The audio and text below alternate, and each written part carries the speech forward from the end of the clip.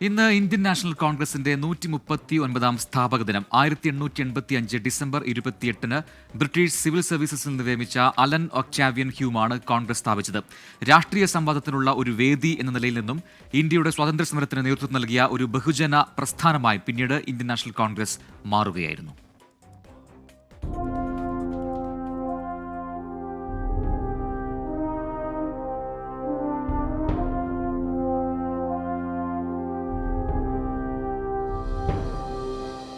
അഭ്യസ്തവിദ്യരായ ഇന്ത്യക്കാർക്ക് അവരുടെ രാഷ്ട്രീയ പരാതികൾ ചർച്ച ചെയ്യാനും പരിഹരിക്കാനും കഴിയുന്ന ഒരു വേദി എന്ന നിലയ്ക്കാണ് വിരമിച്ച ബ്രിട്ടീഷ് സിവിൽ സർവീസസ് ഉദ്യോഗസ്ഥനായിരുന്ന Allan Octavian Hume Indian National Congress ആരംഭിച്ചത്.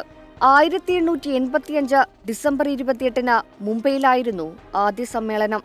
ഇന്ത്യക്കാരും ബ്രിട്ടീഷ് ഉദ്യോഗസ്ഥരും തമ്മിലുള്ള സംഭാഷണത്തിന് ഒരു വേദി സൃഷ്ടിക്കുക, ദേശീയ ഐക്യം പ്രോത്സാഹിപ്പിക്കുക, ഭരണത്തിൽ വർദ്ധിച്ച പരിഷ്കാരങ്ങൾക്കായി വാദിക്കുക എന്നിവയായിരുന്നു പ്രഖ്യാപിത ലക്ഷ്യങ്ങൾ.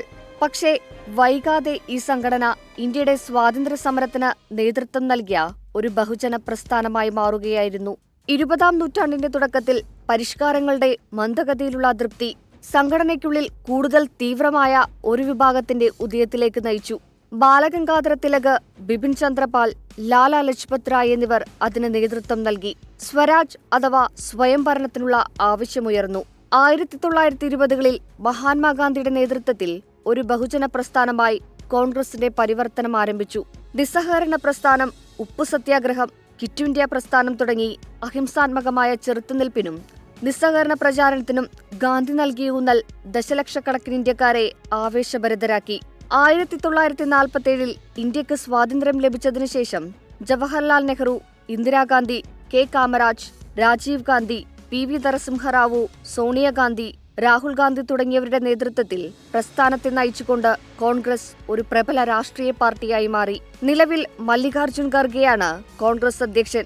ആധുനിക ഇന്ത്യയുടെ ജനാധിപത്യ സ്ഥാപനങ്ങൾ, സാമ്പത്തിക നയങ്ങൾ, വിദേശ ബന്ധങ്ങൾ എന്നിവ രൂപപ്പെടുത്തുന്നതിൽ കോൺഗ്രസ് നിർണായക സ്ഥാനമാണ് വഹിച്ചത്.